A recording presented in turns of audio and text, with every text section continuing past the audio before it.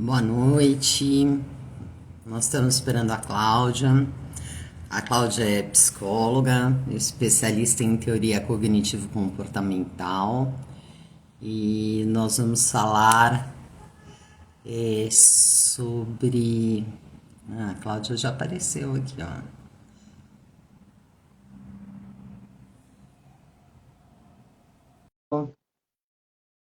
Cláudia, Cláudia. Ei, Ah, ei, entrou. tudo Tudo bem? bem, hein? Tudo jóia. Deixa eu me posicionar aqui, que a gente nunca sabe como é que vai ficar nos quadradinhos. Né, Tudo tá bem? bom. Tá bom, tudo bem. Então, eu te apresentando. Muito bem. É, a Cláudia é psicóloga, é especialista em teoria cognitiva, terapia cognitivo-comportamental. E eu convidei a Cláudia para a gente falar sobre o porquê a guerra. Mas exatamente o que do porquê a guerra, né? O Einstein tinha uma pergunta para o Freud muito interessante, que ele fala assim: é possível acabar com a guerra, né? E aí ele faz uma outra pergunta na sequência: é possível que os homens não tenham esse instinto destrutivo dentro de si? Né? É possível que o homem não seja levado pelas massas, né? E todas essas respostas, a gente tem a resposta dentro do Freud, dentro da teoria freudiana, e eu queria ouvir o lado da terapia cognitivo-comportamental. Então, é por isso que eu chamei a Cláudia aqui. É uma A primeira pergunta. bucha, uma bucha, mas a gente resolveu aceitar a bucha, né? Vamos lá, vamos embora. Ah, uma bucha leve, vai, uma bucha bem leve. Então, Cláudia, conta pra gente, da onde aparece a terapia cognitivo-comportamental Tá. e no que ela se sustenta, né? Ela é uma abordagem diferente da psicanálise, diferente do humanismo. Nós temos várias abordagens hoje na psicologia. Mas da onde aparece a terapia cognitivo-comportamental? Então, a gente tem uma descrição, né, da TCC, que a gente chama de TCC, né, porque senão eu vou ficar, né, Terapia é terapia breve. cognitivo comportamental. Vamos resumir para a TCC, né, gente? Pelo amor de Deus. A gente tem três ondas básicas que elas não são uma substituindo a outra, elas funcionam simultaneamente na TCC, né? Que é assim didaticamente divididas em três ondas, que é a terapia comportamental, a cognitiva e a contextual, né? Terapias contextuais. Basicamente, a primeira, que é a mais clássica que a gente conhece, muita gente conhece, que é a comportamental, ela vem dos teóricos Skinner, né? Que, para quem não sabe, é aquele que fazia experimento com ratinho. Estímulo que gera uma resposta, que gera ou extinção ou modelação e assim vai. Tinha o Watson também, é um outro teórico que fez um experimento, o experimento famoso dele é do Alfred e os ratos, que basicamente hoje em dia nenhum comitê de ética deixaria ser repetido, aquelas coisas. E a gente tem o Bandura também, que eu acho que também os comitês de ética, não sei se deixariam hoje em dia, fico aqui pensando, talvez sim, que é o experimento com João Bobo e modelação de comportamento dos pais para crianças, né? Basicamente, o comportamental é a comportamental é a onda mais forte de todas as ondas, assim. O cognitivo, ele surge com um paradigma que só o comportamento não responde, é muito engessado e é muito mecânico. Então, assim, parecia que. Tinha o Pavlov também, né, na comportamental, que era a resposta do cachorro, que salivava quando ouvia o sininho, e não quando ouvia a ração, né? Que a gente começa a fazer pareamento de estímulos, né? Coloca um estímulo bom, com um estímulo. E aí, assim, a segunda onda, ela passa a refletir um pouco mais a respeito do só comportamento não dava certo, que a gente tinha que pensar na cognição, que era o que o ser humano pensava enquanto estava agindo, né? E a terceira onda, ela é mais os pressupostos de aceitação, de sensações e tudo mais. Então, assim, basicamente, bem cruamente, o TCC está nessa linha de pensamentos e vários pensadores, assim. às vezes a gente acha que a psicanálise é só Freud, né? Não é também, tem vários pensadores da psicanálise, milhares, inclusive. Mas e a TCC também não é só Skinner, né? Porque as pessoas sempre associam, não sei porquê, mas as pessoas sempre, todo mundo que eu falo, fala que a TCC é do Skinner. Ah, é ratinho de laboratório. Não é nada disso, né? Mas assim, a TCC, continuando assim, só para a gente entender, ela trabalha muito com uma triangulação que basicamente, né? A emoção gera um pensamento que gera um comportamento. Ou a emoção gera um comportamento que gera um pensamento, né? Nessa triangulação existe o ambiente, que o Bandura ampliou para o ambiente, né? E existe a vinculação, que é a teoria do afeto, que é uma teoria que soma na comportamental cognitiva, ela é comportamental cognitiva e ela soma, ela fala do afeto da família, né? Então, se tem um afeto disfuncional, por exemplo, um afeto disfuncional é, por exemplo, uma superproteção. Esse ser, ele tem comportamentos mais disfuncionais também, né? Ele tem respostas mais disfuncionais.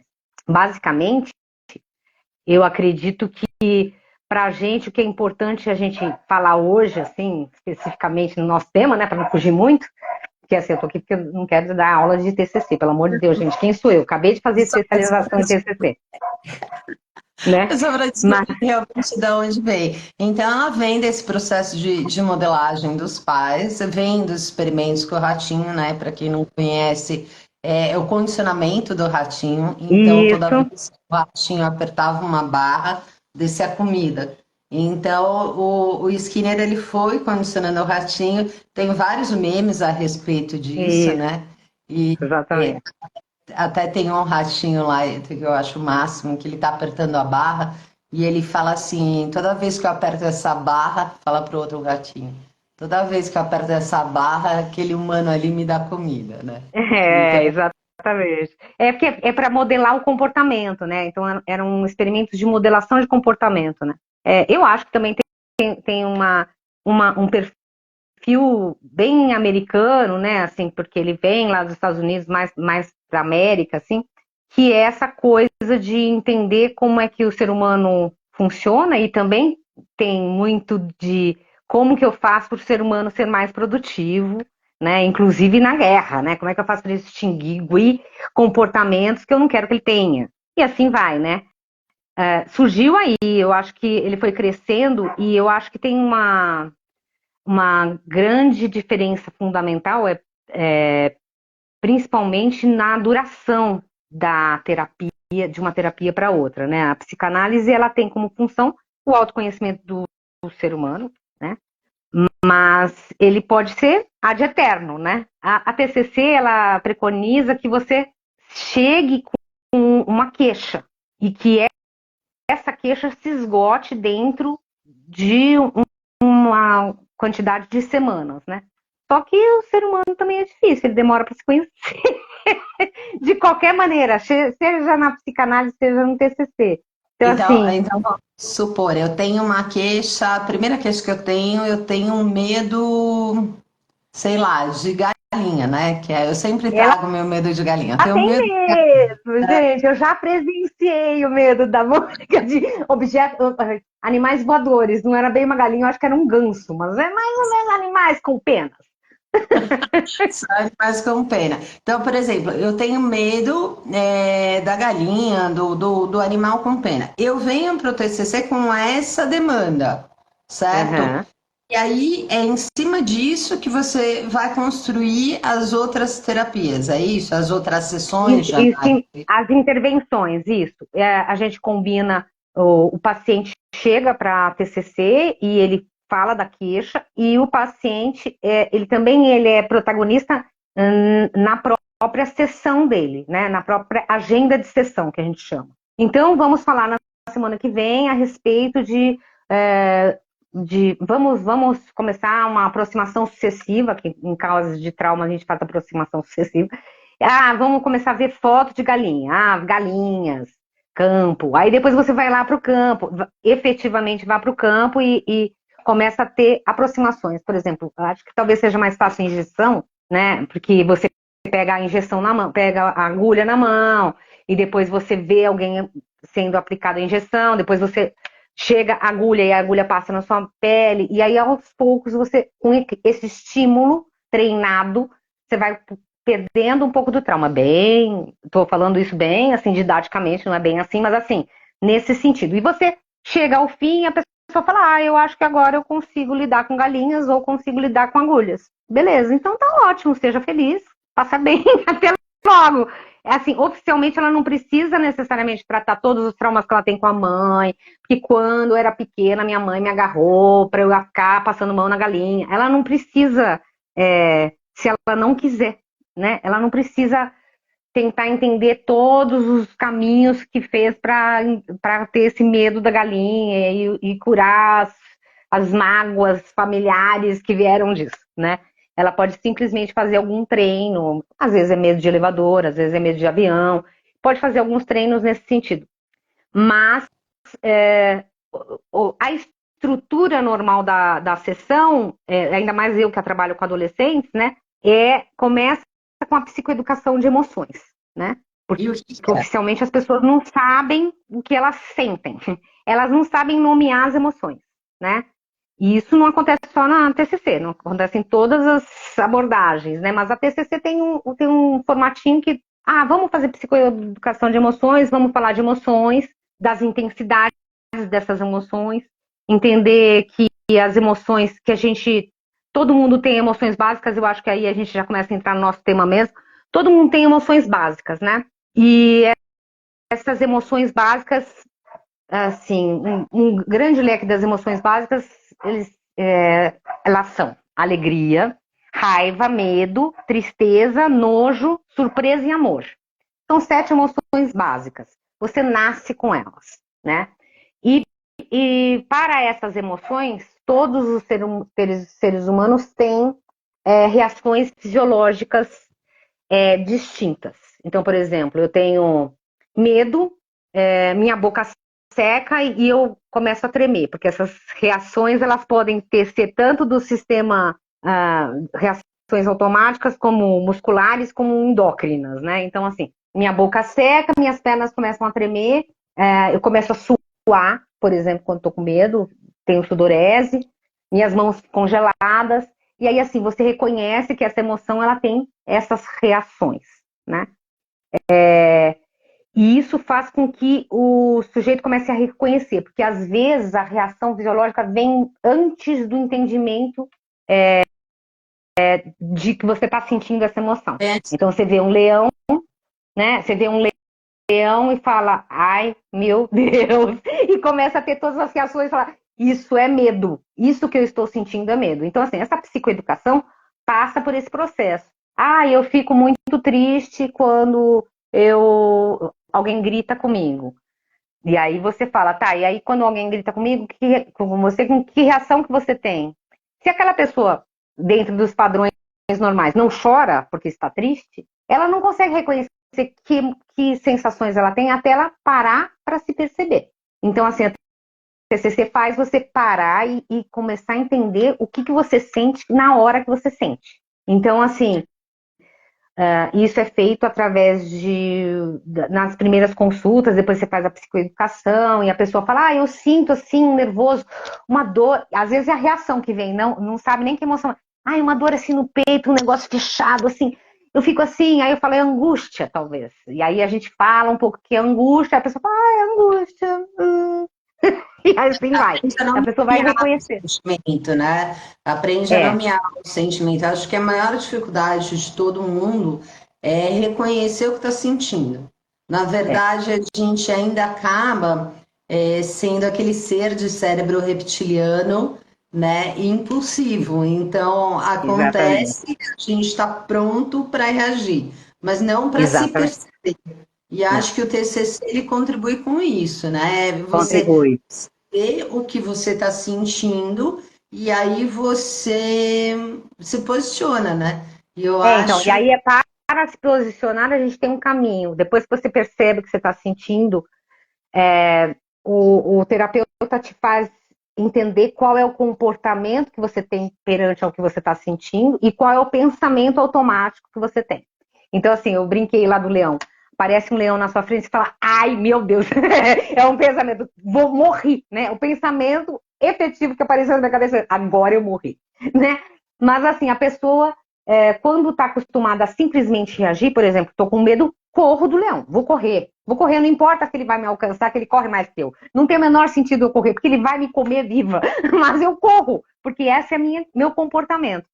Só que ele não para refletir o que ele está pensando, né? O que eu pensei na hora antes de correr? Não sei. Às vezes demora mais para sair o pensamento automático, que é, ai, o que eu pensei? Não sei. Do que efetivamente o comportamento. O comportamento é mais fácil, né? Porque ele é mais visível. E aí, assim, alguns pensamentos automáticos, eles te levam a entender quais são as crenças desse sujeito, que é uma outra coisa do TCC, né? Crença é a ótica do paciente frente às situações. Então, assim, o céu pode ser azul, mas o paciente, a vida inteira, achou que o céu é cor-de-rosa e para ele vai ser cor-de-rosa e não interessa, assim. Então, por exemplo, no caso do leão, o exemplo do leão. Eu sou muito mais frágil que um leão, então eu tenho que correr, porque eu sou uma pessoa frágil, eu sou incapaz. Então eu vou correr porque. Ou, muito pelo contrário, eu sou uma pessoa super protagonista e eu tenho força, sou uma pessoa forte. Essa é a minha crença de mim, que pode ser positivo, pode ser negativa, né, a crença. Eu sou super. Eu vou matar.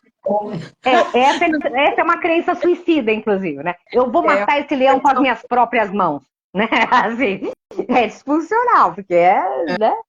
Então, assim, é uma maneira de você ver a vida, que essa crença, ela é formada por repetição, né? Muitos que se ouviu, filho, você é muito fraquinho para isso, né? Muito que se ouviu em casa ou nos ambientes que você circulou, né?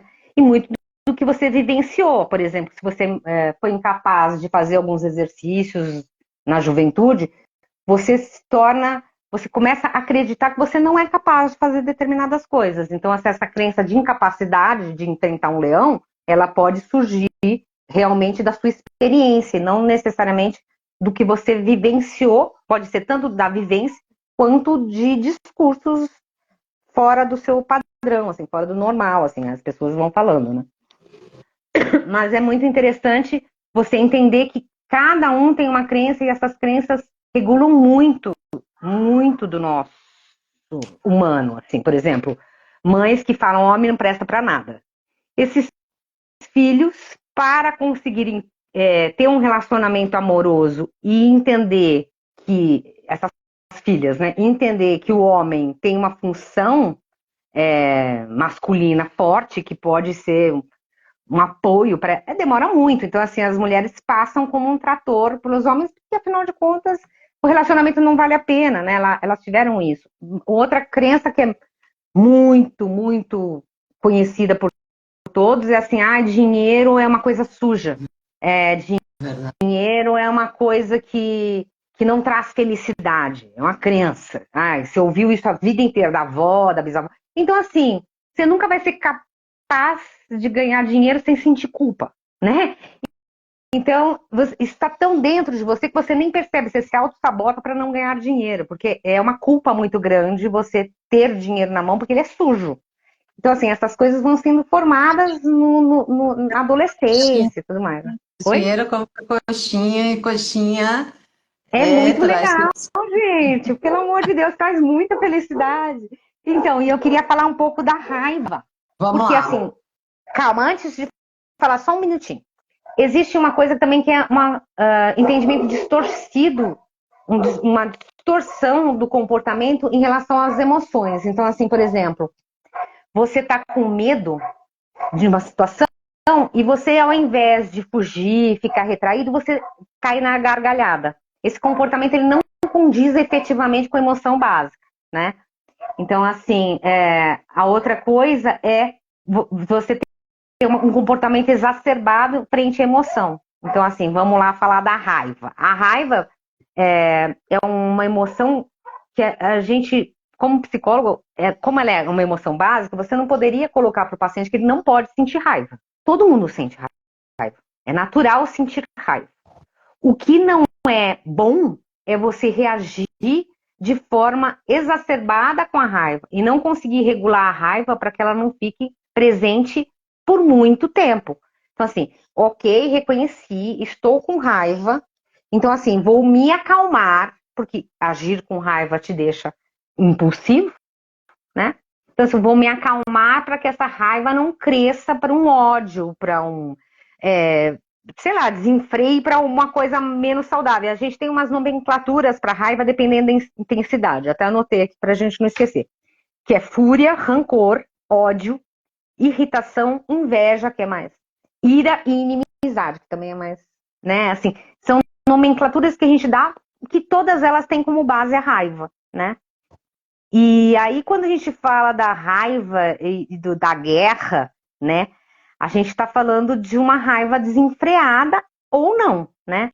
Porque todos os sentimentos, apesar deles parecerem negativos, né? A raiva, eles têm uma função, né? Existe uma função, a raiva tem uma função. A função social da raiva é manter a integridade do self, né? Ela te dá autonomia e autoeficácia, assim. Porque a raiva, oficialmente, geralmente, está muito mais associada a um processo de informação de que é uma injustiça está acontecendo, entendeu? Então, causada por um provável comportamento de se defender, a pessoa agride, né? Então, Igual quando a gente cachorro, fala da... né? Igual Oi? cachorro, igual cachorro quando tá com medo, né? Ele, na Exatamente, verdade, a defesa é o melhor ataque. E a gente ainda exatamente, pratica isso. A gente tenta se excluir, mas realmente a gente continua fazendo isso. Mas olha exatamente. lá, continua na linha do teu pensamento aí que eu tô adorando. Eu tô ouvindo aqui, fazendo várias Né, ligações eu, com a eu psicanálise. sou aquela pessoa que fica falando, gente, vocês me deixarem aqui, eu fico 18 horas. Então, eu acho que assim, a raiva e a guerra, né, ela tem muita associação, né? Mas entendo que assim, tudo depende também do ambiente que esse ser veio. Então, assim, quando você está pensando na raiva, instinto básico lá, inicial, que a gente nasce com ela, e a guerra, ela nesse contexto, a raiva, ela está em defender a si próprio, né? O que eu vou fazer na guerra? Vou me defender meu país, né? Me autopreservar, preservar o meu país. Então, assim, a princípio, a guerra deveria ser, do ponto de vista psico-intelectual aí, um processo de defesa, não um processo de ataque, né? Mas o que acontece é que as guerras, elas têm, infelizmente, dois lados, né? Ela tem um lado de alguém que está tentando entrar no território de alguém, né? Ou contestar contra alguma coisa, e alguém que está no lado de se defender. Normalmente, se você perguntar para o ser humano, né? O Freud perguntou para o Einstein, mas se a gente pergunta, o Einstein perguntou para o Freud, né? Se a gente perguntar para qualquer pessoa, que lado que você ficaria nessa guerra? Muito provavelmente, a grande maioria das pessoas ia ficar no lado do indefeso, no lado daquele que foi atacado. Dificilmente a gente fica no lado de quem atacou, né? A gente fica sempre do lado do que foi atacado. Ou seja, a gente entende que a defesa, as pessoas têm um comportamento normal e um pensamento emocional normal de que a defesa pode até uh, pode até justificar comportamento de raiva, mas o ataque sempre vai ser negativo. Só que o ser humano não é só defesa, porque assim, ele pode estar se defendendo no meio de uma guerra, né? Um jovem pode estar se defendendo no meio de uma guerra, defendendo seu próprio país, até olhar o amiguinho dele ser estilhaçado do lado dele. Aí fica muito mais instinto do que racionalização do que está acontecendo, né? Então, assim, aí vem a agressividade, que é uma disfunção de comportamento, você ser agressivo. Então, assim, se parte dessa premissa, a gente partir disso, é como se a gente justificasse um ataque de um marido porque está com raiva.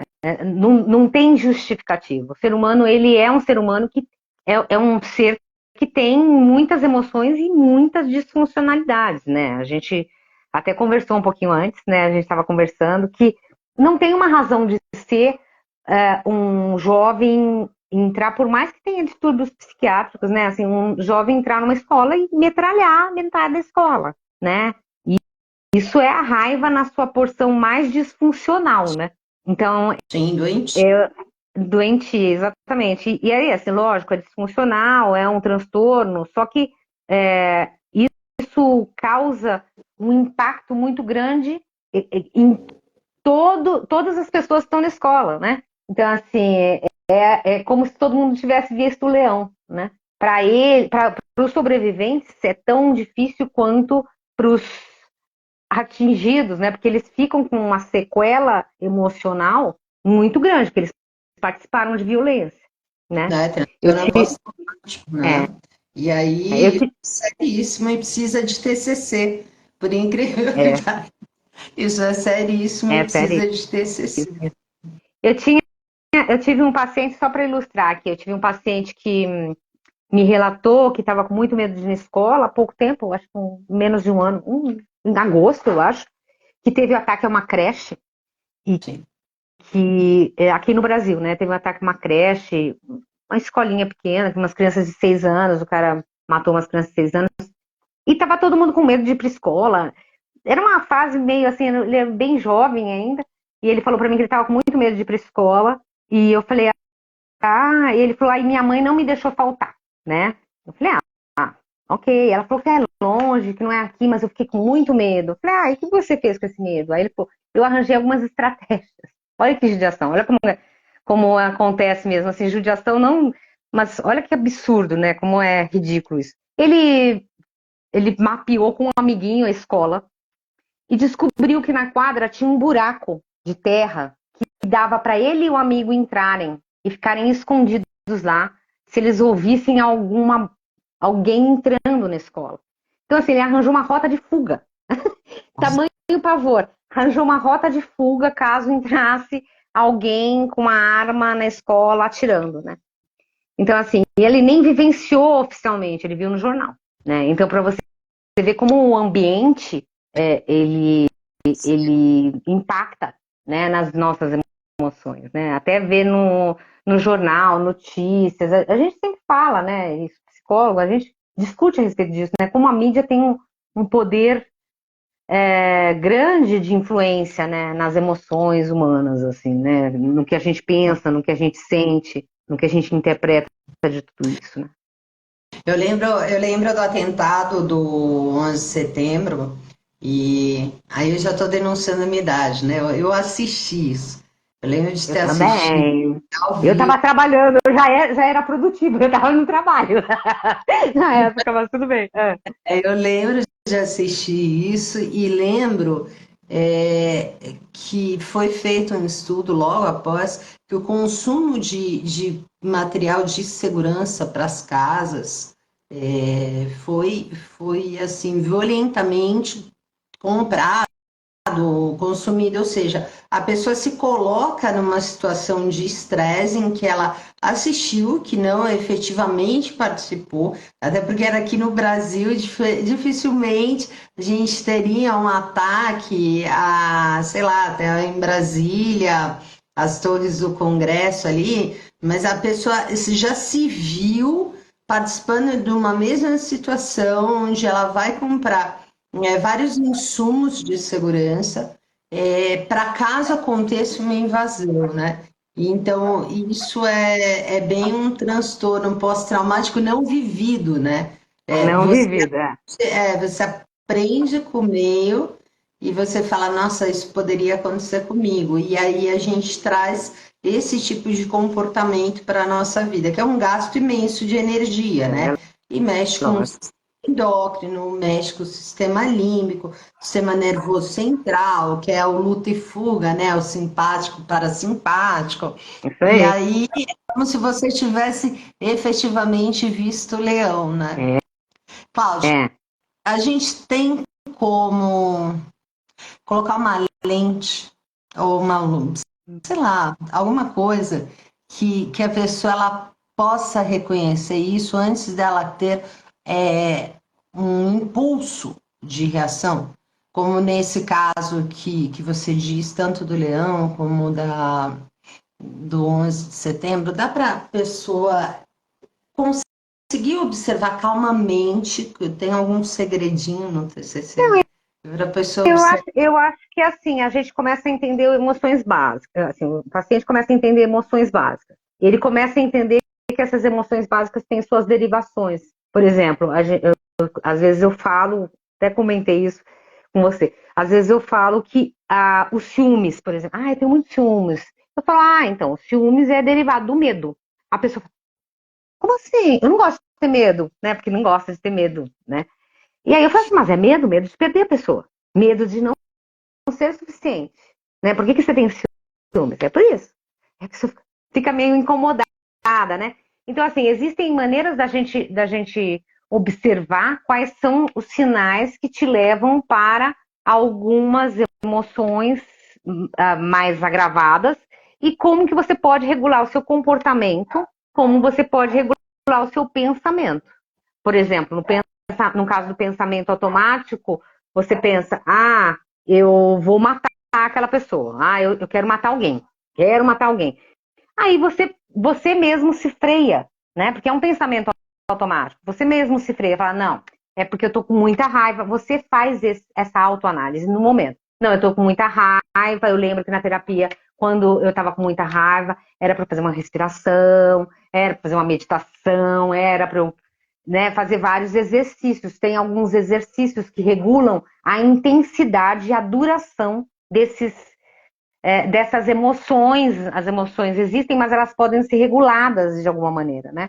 O que acontece é que, por exemplo, no caso dos adolescentes, dos mais novos, ou de algumas pessoas mais velhas, que a gente regula as emoções, os comportamentos e as reações, na verdade, pelo sistema amidalar, né? Então, assim, a gente, oficialmente, os jovens ainda não têm o cérebro pré-frontal, que é a parte da testa, totalmente formado. Ele se forma lá pelos 25 anos, segundo os estudos. E essa parte do cérebro pré-frontal, ela nos diz a respeito de se autorregular, né? E de entender quais são as consequências dessa não regulação, né? Por isso mesmo que se discutiu tanto a respeito de maioridade penal, porque se eles são jovens, eles não conseguem entender a consequência, ou não conseguem, eles vão no impulso fazer as coisas, fica mais difícil, né?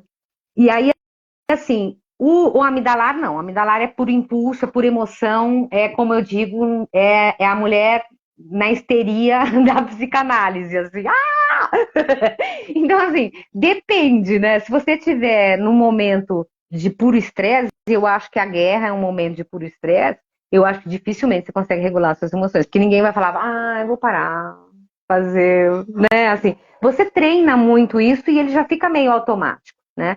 Mas assim como eu tenho, por exemplo, pacientes que têm crise de ansiedade, eles sabem que a ansiedade está chegando, eles tentam, de alguma maneira, sair daquele ambiente imediatamente, né? Sair daquele ambiente que está dando os fatores estressores ali. Por exemplo, está numa classe de aula, vai até o banheiro, no banheiro faz mudança de temperatura, que é uma das coisas que também dá uma baixada no nível de ansiedade, porque a mudança de temperatura coloca uma água bem gelada no pulso, lava o rosto, muda a temperatura do corpo, porque isso faz o cérebro dar um bug, assim, opa, tem que preservar essa pessoa que está morrendo congelada, né? Para tudo. Pega gelo na mão quando estiver em casa. E aí, assim, depois faz uma respiração, respiração, como é que chama? Nossa, esqueci. Aqui na barriga, como é que chama? Diafragmática. Fragmática. Respiração fragmática, conta 1, 2, 3, 4.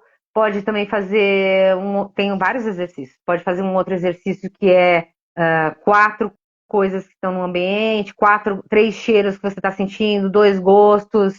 E aí você vai pensar, e aí o que acontece? Você está tentando mudar o teu pensamento, porque o pensamento que faz acelerar. quando você tem os pensamentos, fala assim, eu não vou dar conta, eu vou reprovar na prova, a prova está muito difícil, eu sou incapaz. E você começa a alimentar e a ruminar pensamentos sem parar, que te levam a ampliar aquela emoção que você está sentindo. Então, quando você tem que fazer algum exercício que te muda o foco do pensamento, você consegue, de alguma maneira, regular um pouco e diminuir um pouco a intensidade. Isso é muito treino, né? Diminuir um pouco a intensidade dessa emoção. Mas, oficialmente, virar uma chavinha, ainda não inventaram. Viu? Não, Na verdade, se tivesse inventado, podiam ter inventado. Porque, assim, hoje em dia inventam comprimido de tudo, né? A quantidade de medicação que tem para transtornos mentais é ridícula, né? Então, podia ter é, inventado um comprimidinho, né? e É. bacana você entrar nessa parte. Essa parte é uma parte que eu gosto bastante, que eu estudo o Reich, para descobrir esses actions, né? Para ver se o paciente ele tira as coraças, ele tira o estresse, ele tira a ansiedade, o burnout. E é interessante essa técnica de pegar gelo, porque você volta para o momento presente, né? Pelo que você está narrando, a pessoa ela sai com o pensamento é capaz de mover ela para uma situação até fantasiosa, vou dizer assim. Muitas vezes. Fantasiosa, aquilo não existe, não é a realidade, não é o dinossauro que você está achando, quanto muito é uma lagartixa, né? E aí o teu corpo vai responder isso. E Isso. geralmente do corpo você cria esse segundo mote de emoções, né? Então você começou, por exemplo, o ciúmes, ele nada mais é do que medo, né? Só que eu não posso falar a palavra medo, porque medo é feio, né? Criança não tem Isso, medo, vai dormir sozinha, isso. né? Eu não vou falar medo, eu não tenho medo de perder você. Então eu falo uma coisa mais romântica, mais shakespeariana. Eu tenho ciúmes de Que você, só Deus né? sabe onde tá o romance nisso, né? Porque eu acho uma coisa completamente disfuncional, né? Mas cada um é cada um, né? É bem disfuncional Totalmente. ter ciúme. Porque ou você confia e tem uma relação, ou você não confia e não tem relação, não tem sentido, né? Exatamente, não começa a relação, né? Se você não confia É, e já sabe que tem uma probabilidade muito alta de perder, é. não comece a relação, né? E é Não, muito ou se não vai interessante. se tratar, vai se gostar, né? Porque você só vai conseguir o amor do outro quando você estiver gostando de você.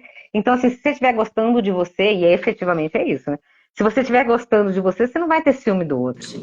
Você vai se sentir capaz de ter o outro. Então, se o outro não quiser ficar com você, problema dele tá me perdendo, né? É assim, é quando você tem a autoestima bem equilibrada, é muito mais fácil, né? Mas não é a Exatamente. realidade, né? Não, não é a realidade. E não é a realidade, por exemplo, desde quem se alista para a guerra.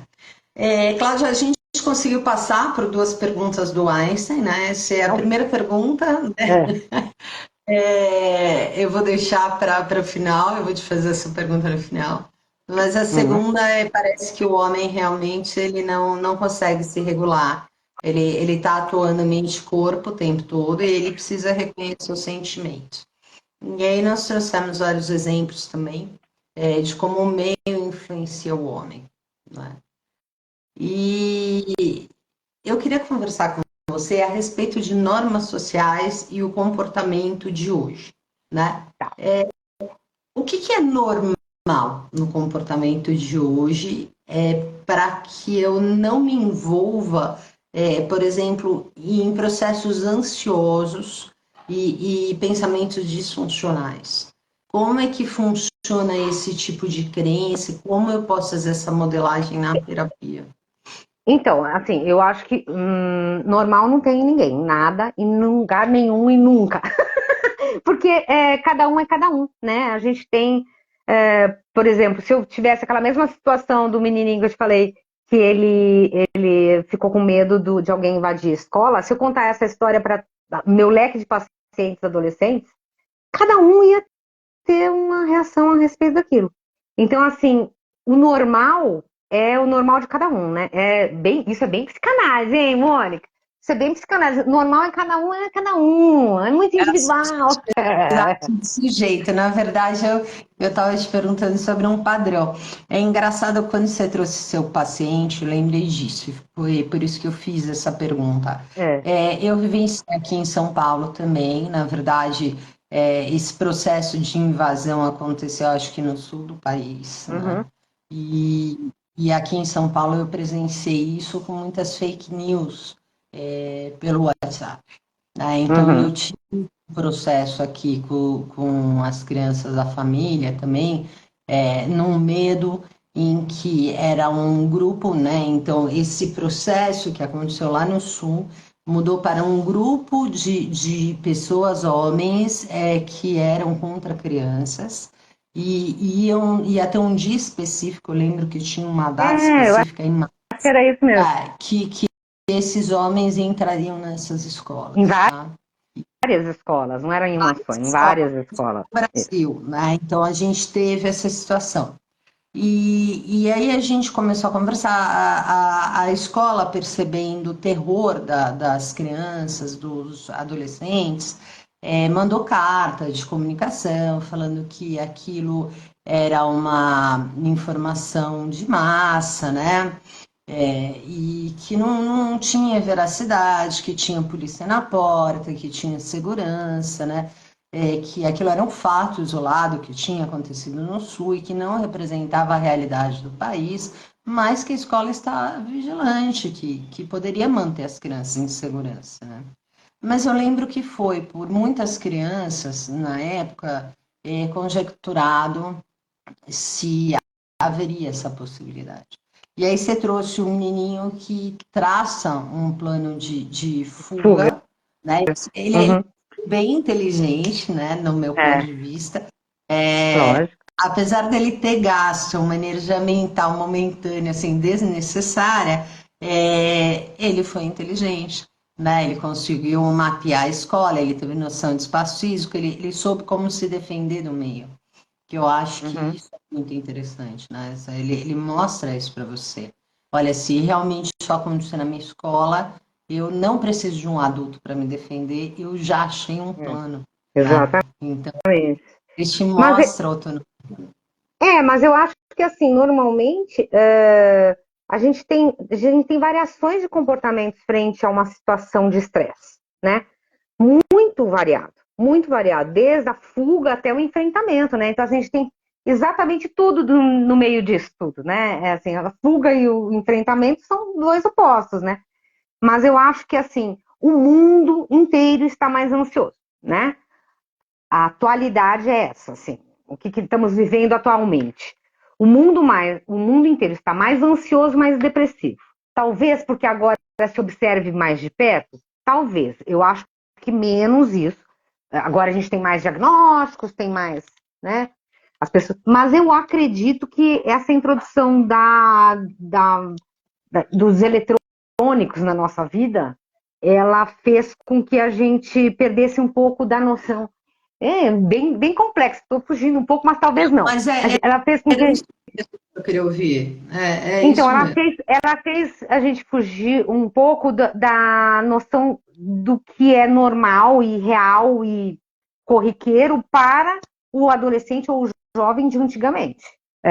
Assim, o jovem de antigamente era capaz de ficar brincando de bolinha de gude na rua, né?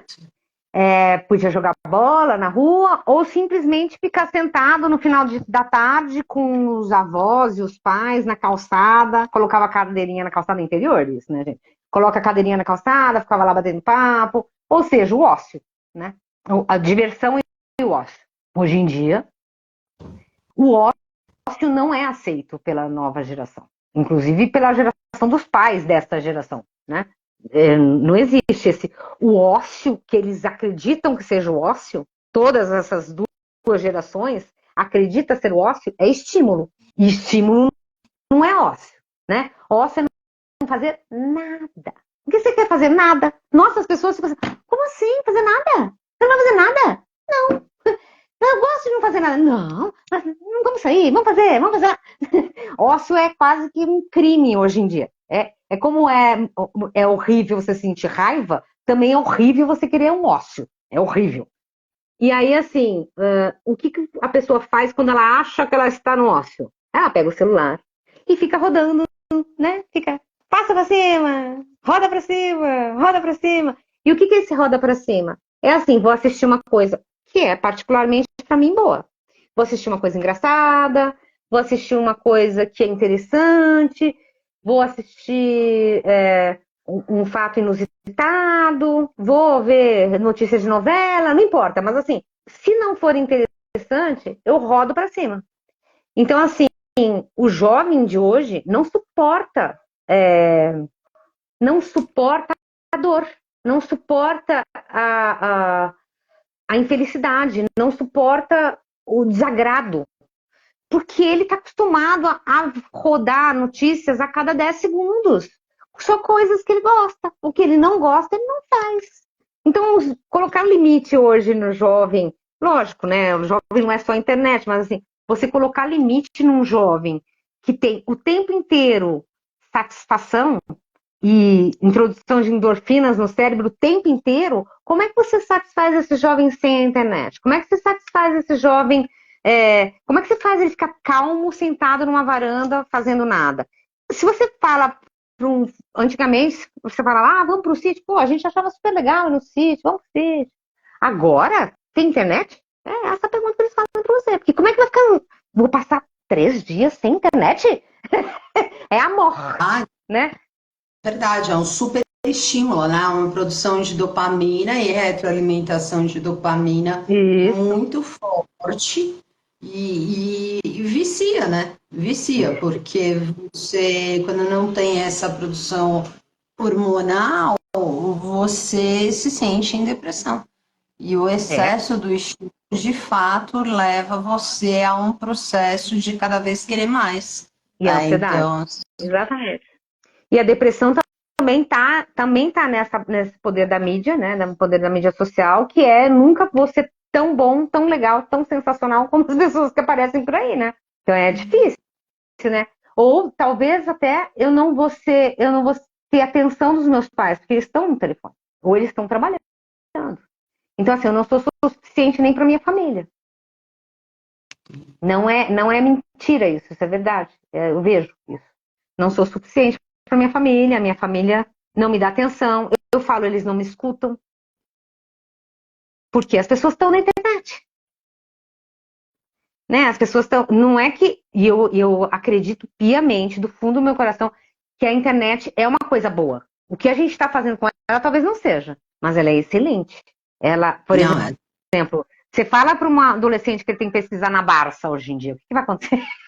Ele nem sabe o que é Barça, né? nem tem mais Barça, né? Na verdade, nem tem mais Barça. Uma coisa que É, eu vejo entre os adolescentes, até entre as crianças, é, é uma situação bem peculiar que eu dei risada de mim mesma, né? Quando eu vou pesquisar alguma coisa no Google, por exemplo, eu digito, né? uhum, Eu sempre digito para saber o que eu quero, a também. informação específica. Eles não digitam mais, eles apertam o microfone e eles falam com o Google Assistente. Aí eu olhei aquilo e falei assim, não acredito, você não digita nem o que você quer procurar, você fala, né? Para que eu vou digitar? Né? Se o Google transcreve aquilo que eu falei. E naquele dia foi engraçado porque eu comecei a me questionar sobre o processo de escrita. E a gente sabe que pedagogicamente isso desenvolve a coordenação motora fina, desenvolve o cérebro. Você tem vários benefícios, né, da escrita, mesmo que com a digitação você teria benefícios. Eles não digitam mais, né? O que eu percebo hoje é que é tudo pelo assistente virtual. Eles falam e Uhum. eles não têm mais, por exemplo, a gente era acostumado a discar, né, o O telefone. disquinho da telefone. A gente discava, né? Eles já vão, tudo que eles veem, mesmo que seja de roda, eles vão com o dedinho, né? É sempre clique, é sempre apertar, é sempre like, né? Você percebe que eles já estão totalmente virtuais, Uma estão na onda. geração que já é uma geração que já nasceu assim, né? Ela já nasceu, infelizmente e felizmente. né? Para o bem e para o mal. Assim, dificilmente a escrita correta vai ser palco da educação daqui a alguns anos. Assim, eu acho que, lógico que sempre vai existir, mas assim, ela vai ficando muito empobrecida. O que existe hoje em dia de incompreensão de texto, as pessoas não conseguem interpretar um texto básico, assim, vendo bolo de chocolate a R$ 20. Aí você, por exemplo, nas mídias sociais, você vê lá embaixo, quanto tá? É de que o bolo? Cara, lê! Pelo amor de Deus, vai ler, copy. Né? Lê ali na frente. São duas frases, é verdade isso que você está falando, né? As pessoas Eu, não eu me conseguem interpretar. Eu estava lendo sobre a questão da psicanálise e muita gente usando o chat GPT para fazer análise, né? Aí eu fiz um experimento, eu falei, não, deixa eu ver se isso É isso. funciona mesmo, né? E É. aí eu comecei a fazer várias perguntas para o chat GPT. Então eu tô triste por conta disso, eu posso ficar triste, né? E aí ele me respondeu, eu sou uma inteligência artificial, não tenho sentimentos, mas eu vou te falar tudo o que existe sobre a tristeza. E aí ele baixou, né? Eu falei assim, bom, ainda não substitui o Não. papel do psicólogo e do psicanalista, ele ainda não consegue, né? Cláudia, eu vou introduzir com você a questão da inteligência artificial, a gente já deu uma entrada, e eu queria saber tua opinião nas próximas guerras com o uso da inteligência artificial. O que você acha disso, hein? Eu acho que a gente já tem um panorama introdutório que o uso de drones, para mim, eu acho que é já um avanço, vamos dizer assim. Não gosto nem de pensar em avanço em relação à guerra, sabe? Mas assim, dá até preguiça a gente pensar nisso, né? Em avanço para a guerra, para que a gente, né? Tem tantas maneiras outras de resolver os conflitos, poderiam, né? Se todo mundo E até é parasse e criado pensasse um pouco. para isso, né? Na verdade, é criado para uma função e já desvirtua, Isso, né? já Esse é viu? muito Assim como a bom. bomba atômica também, né? Mas eles vão adaptando todas as coisas para a guerra ficar Armada, uma né? disputa menos, uma disputa menos justa, vamos dizer assim, né? Porque é sempre um fraco contra um forte, normalmente. O forte tem mais noção bélica e mais poder e mais dinheiro para fazer a guerra, então. Mas assim, eu acredito que, sinceramente, existe a possibilidade de dar muito ruim, né? Existe oficialmente os aviões caem muito menos do que carros batem, né? E os carros têm muito mais comando do ser humano do que os aviões.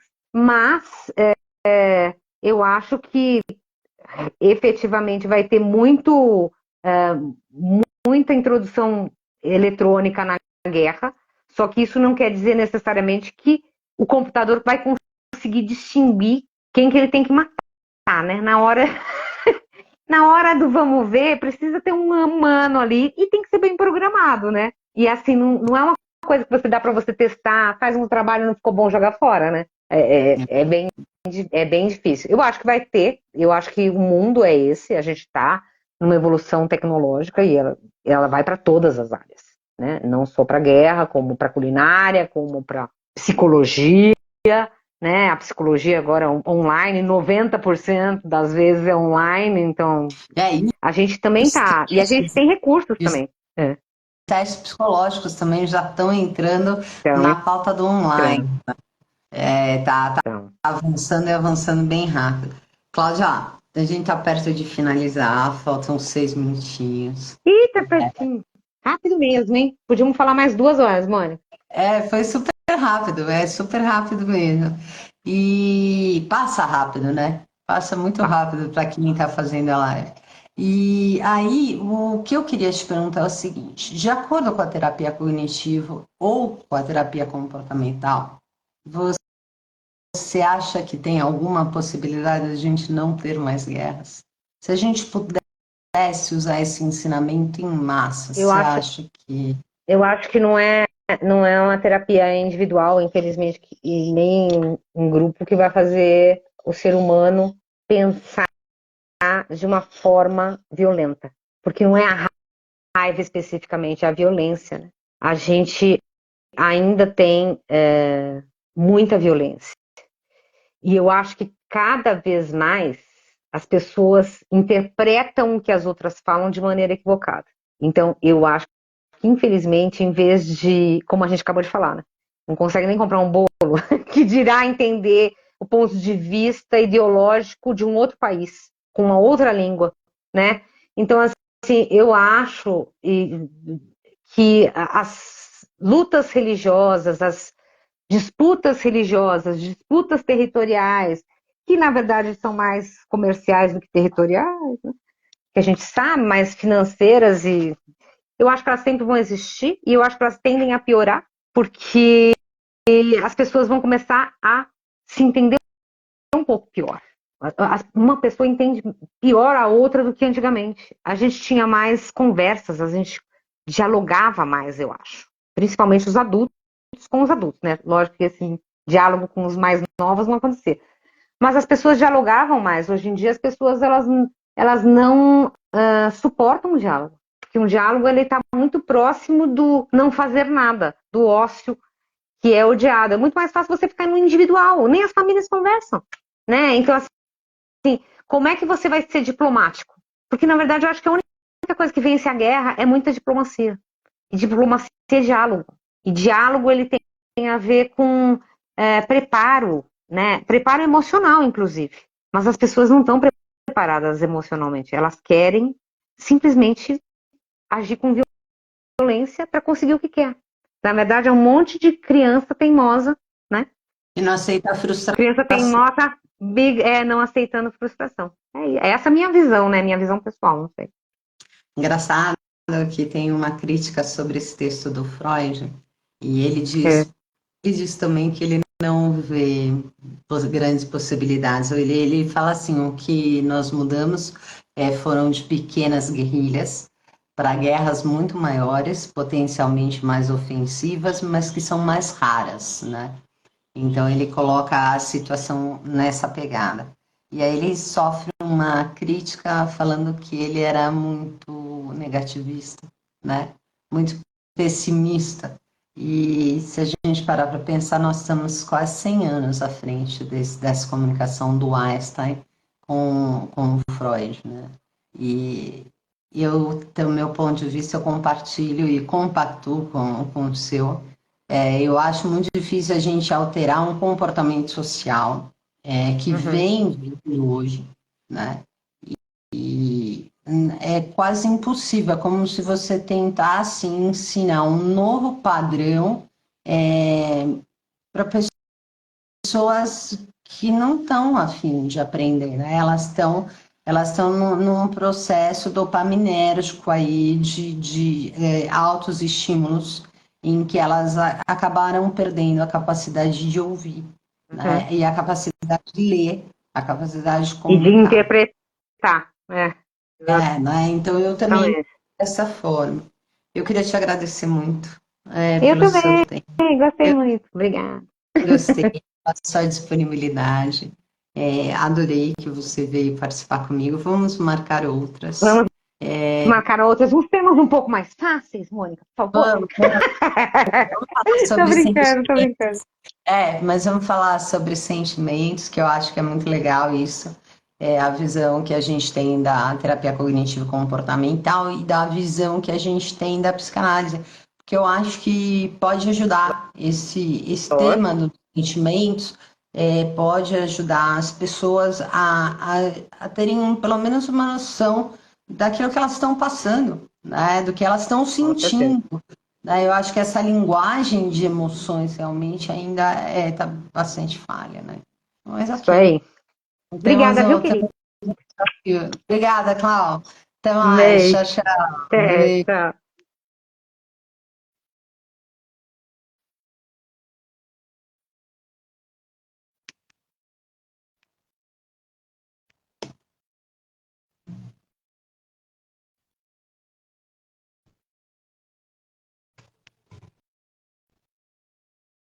Gente, eu tô tentando sair daqui, não tô conseguindo. Vamos ver.